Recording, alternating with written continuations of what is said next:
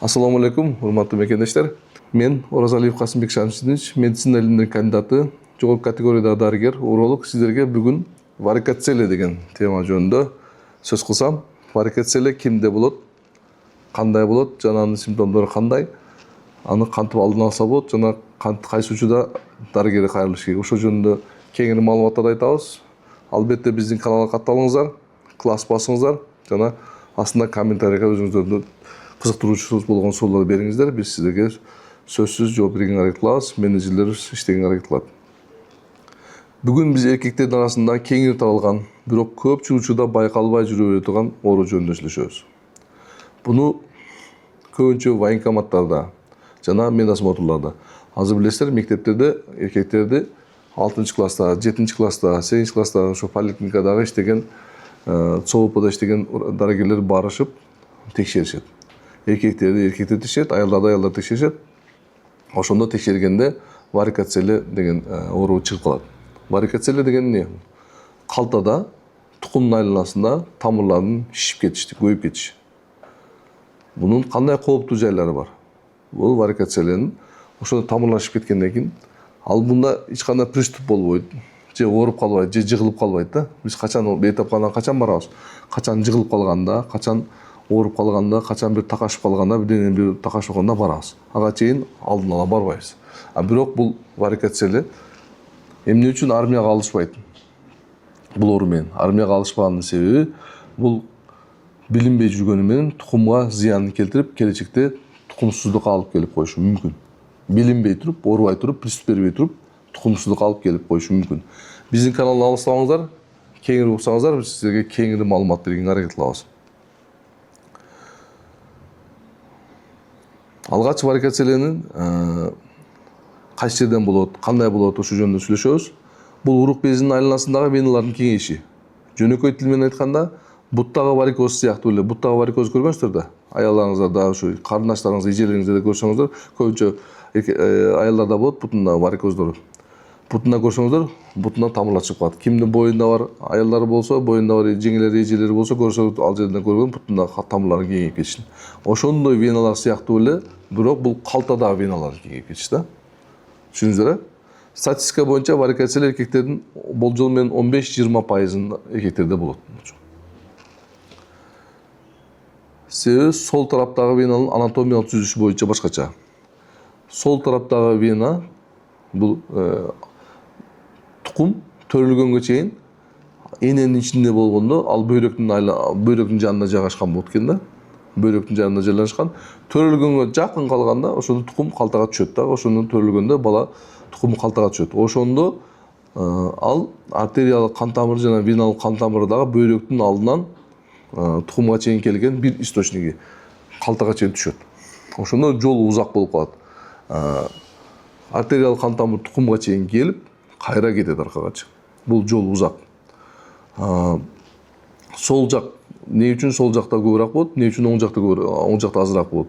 Сол жакта көбүрөөк болгонун себеби сол жактагы вена, тукумдагы веналык кан тамыр биринчи бөйрөктүн веналык кан тамырына уланып туруп, андан кийин нижний половенага уланат. Оң жактагы туура эле нижний половенага уланат. Бир анатомиялык фактор ушул. Экинчиси бул өзүнүн венанын өзүнүн клапандык функциясы да бузулушу мүмкүн. Клапандык функциясы. Артериядан кан тамыр барат, венадан кан тамыр келет. Ошондо клапандык функциясы бузулса дагы болушу мүмкүн. Анан ал жердеги гидростатическое давление деп коет. Ичиндеги давление, тукумда давление башка, нижний половина венада давление башка, бөйрөктүн кан тамырларында давление башка. Ошол давлениялардын ойнош факторлорунан да болушу мүмкүн, медициналык термин менен айтканда. Алар бирок төмөнкү факторлордо таасир этиши мүмкүн. Тукум куучулуктагы кепирлерде байкесинде болсо, инисинде да болгон случайлар болгон. Мен өзүм практикамда эки байкесинде, инисинде операция кылган случайлар болгон. Атасында болсо, баласында болгон да случайлар болгон. Оор физикалык жумушта дагы көп тикесинен туруп алып көп жумуш кылган. 12 саат, 14 саат, 16 саатка чейин тике туруп иш кылган эркектердин дагы варикоцеле болушу мүмкүн. Курсак көндөгүндөгү басымдын жогорулашы, кээ бир учурларда адам төрөлгөндөн бери мындай өзгөчөлүктөргө ээ болушу да мүмкүн. Кээ бирлеринде. Варикоцеленин белгилери кандай? Көпчүлүк белгилеринде ушул варикоцеленин сол калтасында тамырлар пайда болуп калат. Аны в виде дождевых червей или в виде виноградных гроздьев деп коет. Жанагы билесиз, жүзүмдүн бутакчалары сымал, жүзүмдүн бутакчалары сымал калтанын толук алды жагында, арт жагында тамырлар басып кетет да. Муну эгерде урматтуу ата-энелер сиздер ушул азыр көрүп жаткан болсоңуздар, балдарыңыздардын сөзсүз уялбай эле көрүп коюңуздар, же болбосо уялсаңыздар, уролог дарыгерине алып барып көрсөтүп коюңуздар. Эң жакшы, эң жеңил эле метод, коркунучтуу эмес, оңой эле, эч кандай наркозсуз текшерип койсо, уролог дарыгер бир көрүп койсо эле аны билет, варикоцелиясы барбы, жок экенинчи. Кээ бир учурларда урук безинде оордук сезим пайда болот, талуу сезим пайда болушу мүмкүн. Узак убакытка чейин оорутуу болушу мүмкүн. Кээ бир учурларда кечки убакта күчөгөн оору болуп калышы мүмкүн. Спорттон кийин ооруп калышы мүмкүн кээ бир убакта. Кээ бир бейтаптар мындай сезимде, бир нерсе тартып тургандай сезилет дейт экен, тукумдачы. Бир нерсе тартып тургандай сезилет. Кээде кеңейген веналар сырттагы да көрүнүп турат, сырттан да көрүнүп турушу мүмкүн. Айрым дарыгерлер муну курттар толгон мүшөккө окшоштурат. Курттар толгон мүшөккө окшоштурат. Варикоцелия эркектин потенциясына таасир этеби? Бул дагы көп берилген суроо. Түздөн түз эрекцияны жок кылып жибербейт, бирок айрым эркектерде ооруну, стресс, гормоналдык өзгөрүүлөрдү айынан жыныстык жашоого таасир этиши мүмкүн. Өзү түз таасир этпейт жыныстык катнашка. Бирок акырын өзүнүн таасирин бериши мүмкүн. Варикоцелия бул жана эгерде ким каналдын ортосунан көрүп калган болсоңуздар, мына башында айтып кеткендей, бул калтада тамырлардын шишип кетиши. Түшүндүңүздөр, калтада тамырлардын шишип кетиши. Курттар толгон мүшөккө окшош. Түздөн түз эрекцияга таасир этпейт, бирок акырын бериши мүмкүн. Эмне үчүн варикоцелия тукумсуздукка алып келет? Эмне үчүн варикоцелия тукумсуздукка алып келет деген көп суроолор кездешет. Ошо эмне үчүн армияга албайт? Эмне үчүн военный иштеги жумуштарга калтасында тамыр болсо жумушка алышпайт? Себеби ал военный системада көп чуркайт, көп физикалык машыгуулар жасайт. Ошондо калтада тамыр эгер экинчи степенден ашып кеткен болсо, ал көптөгөн зыянга алып келиши мүмкүн. Варикоцелиянын степендери бар. Биринчи степенде ал көзгө көрүнбөйт дагы, кармасаң да анча билинбейт. Бирок УЗИден билинет, текшерүүдөн. Экинчи степенде ал жаткан абалда билинбейт, бирок турган абалда билинет. Жана кичине күчөнгөндө билинет.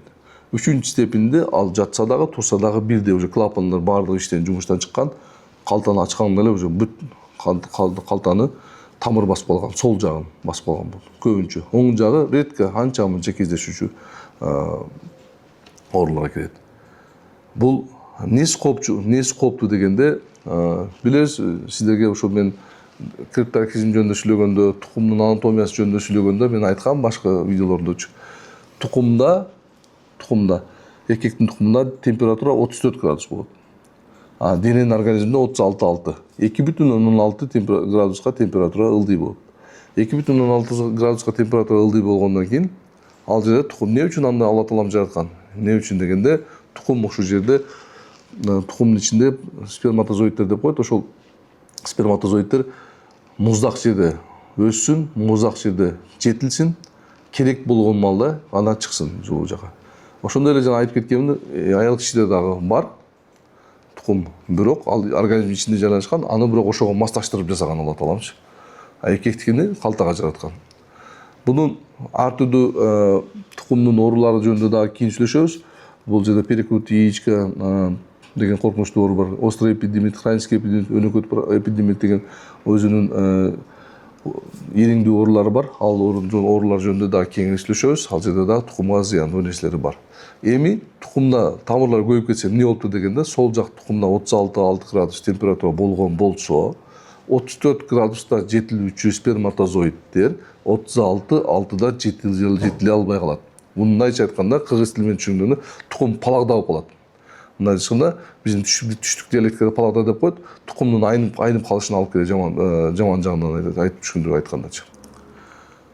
Так, эми сиздер менен дагы кеңири сүйлөшсөк, ошол медосмотрда билинди. Медосмотрда билингенден кийин же военкоматта билинди. Билингенде сөзсүз уролук дарыгер направление жазып берет, барып бейтапканага барып кайрылыңыз. Ал жерде уролук дарыгердин сөзсүз текшерүүлөрүнөн өтүңүз деп жөнөтөт. Келгенде биз эмне кылабыз? Дагы деле ошо анамызды жоготабыз.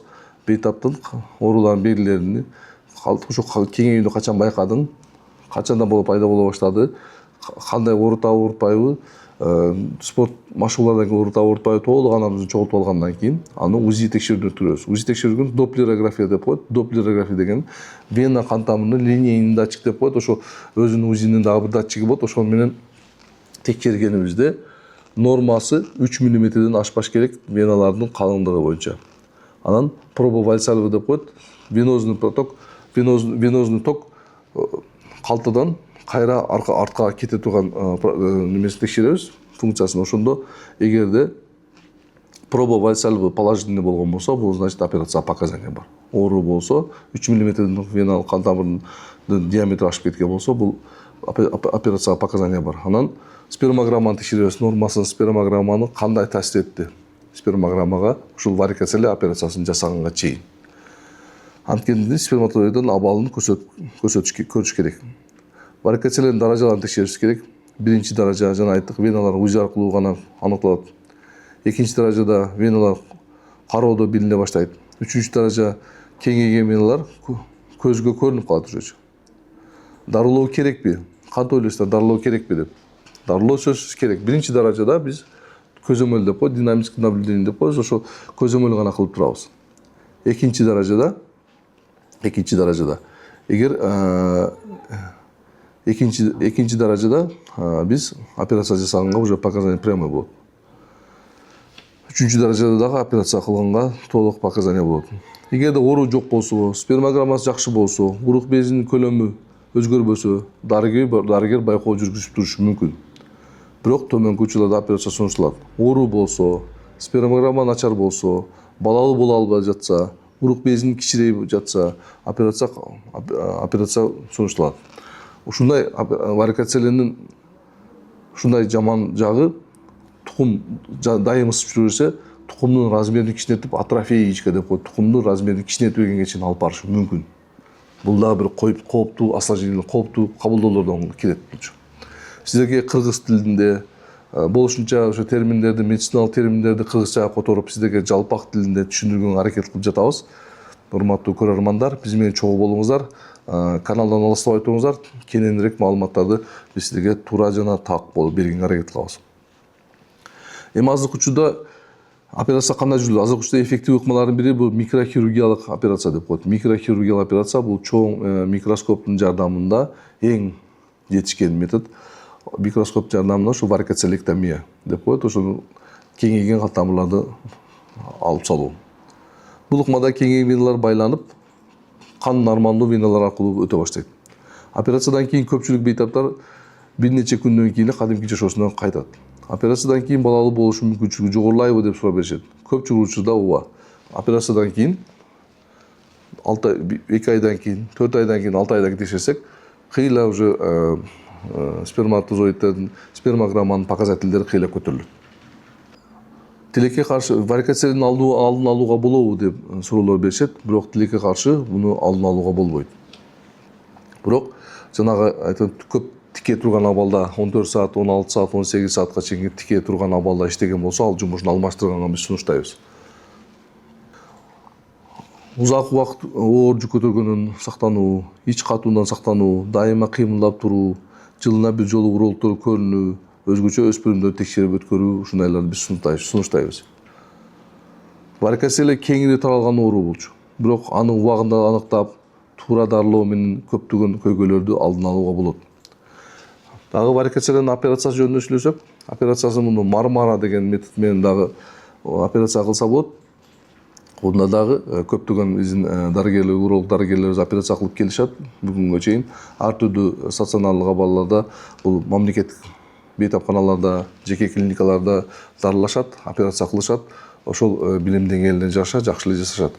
Анан жаңы дагы бүгүнкү күндө эң жетишкен современный методдордон бул лапароскопиялык ыкма менен дагы варикоцелени алышат, лапароскопическая варикоцелектомия деп. Ал дагы жакшы методдорунун, жакшы результаттарын жакшы көрсөтүп жатат. Эми бул тамырларды алып койсо, ал тукум куруп калбайбы, тукумдун керектүү тамыры кетип калса кандай болот деген суроолор беришет бизге ата энелер келгендечи. Биз ата энелерге түшүндүрүп айтабыз. Бул внутренний подвздошная артерия жана вена деп коет. Дагы бир источниги бар. Тукумдун кан алышы беришүү жагы боюнча внутренний подвздошная артериядан дагы өзүнүн дагы бир источниги бар. Ошол жактагы источник менен кан айлануу жүрө берет. Бул жактагы почкадан келген, бөйрөктөн келген жагы жабылат. Ылдыйдагы внутренний подвздошная артерия венадан кан айлануу жүрө берет. Ден соолугуңузга кайдыгер болбоңуз. Эрте диагноз ийгиликтүү дарылоонун ачкычы. Видеону пайдалуу деп тапсаңыз, лайк басыңыз, каналыбызга катталыңыз. Алдына урология боюнча дагы көптөгөн кызыктуу жана пайдалуу маалыматтарды беребиз. Биз менен болуңуздар жана комментарий жазыңыздар, лайк басыңыздар, чогуу бололук.